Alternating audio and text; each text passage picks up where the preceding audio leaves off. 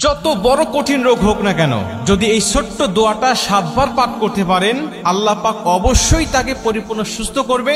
যদি তার হায়াত থাকে, মৃত্যুর সময় যদি না এসে থাকে, তাহলে আল্লাহ অবশ্যই এই দোয়ার বরকতে তাকে সুস্থ করবে। নবীজি সাল্লাল্লাহু আলাইহি ওয়াসাল্লাম নিজে যখন কোনো অসুস্থ ব্যক্তির খবর পেতেন, তিনি ছুটে চলে যেতেন এবং এই দোয়াটা পাঠ করতেন। তিরমিজি শরীফে বর্ণনা আসছে, আব্দুল্লাহ ইবনে আব্বাস রাদিয়াল্লাহু তাআলা আনহু হাদিসটা বর্ণনা করেছেন। তিনি বলেন যে রাসূল সাল্লাল্লাহু আলাইহি ওয়াসাল্লাম এক অসুস্থ ব্যক্তির কাছে গেলেন এবং গিয়ে তার শিয়রে বসলেন, একেবারে তার পাশে বসলেন এবং মাথায় হাত দিয়ে তিনি ছোট্ট দোয়াটা পাঠ করলেন।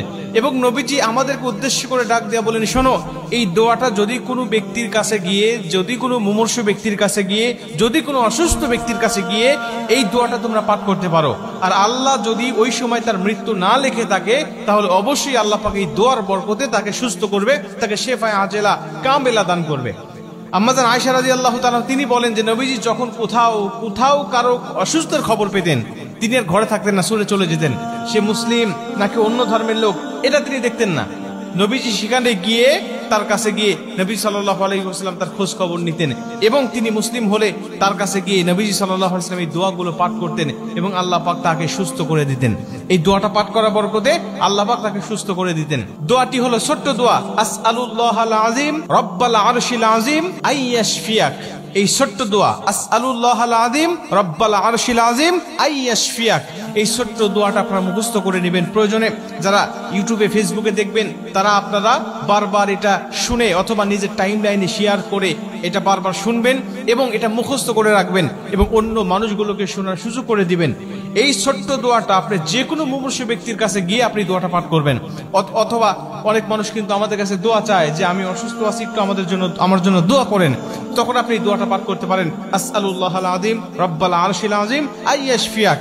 এই ছোট্ট দোয়ার বরকতে আল্লাহ তাকেও সুস্থ করবে এবং আপনি যে রোগীর খোঁজ খবর নিতে গেলেন, এর বিনিময়ে আল্লাহ পাক আপনার জন্য কিছু ফেরেশতা নিযুক্ত করে দিবে, শুধু আপনার মাগফিরাত কামনা করার জন্য। মুসলমান ভাইরানে আমার, নবীজি সাল্লাল্লাহু আলাইহি ওয়াসাল্লাম বলেন, যখন কোনো ব্যক্তি মুমূর্ষু ব্যক্তির খোঁজ খবর নেওয়ার জন্য যায়, যদি সকালবেলা যায়, আল্লাহ পাক তার জন্য একদল ফেরেশতা নিযুক্ত করে রেখে দেয়।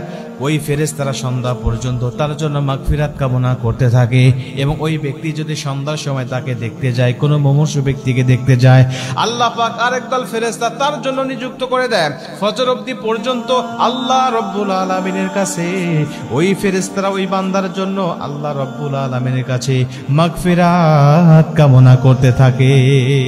আপনি তার খোঁজ খবর নিতে গেলেন, সে অসুস্থ ব্যক্তির, এই খোঁজ খবর নিতে যাওয়ার কারণে আল্লাহ আপনার জন্য ফেরেশতা নিযুক্ত করে দিচ্ছে আপনার জন্য মাগফিরাত কামনা করার জন্য।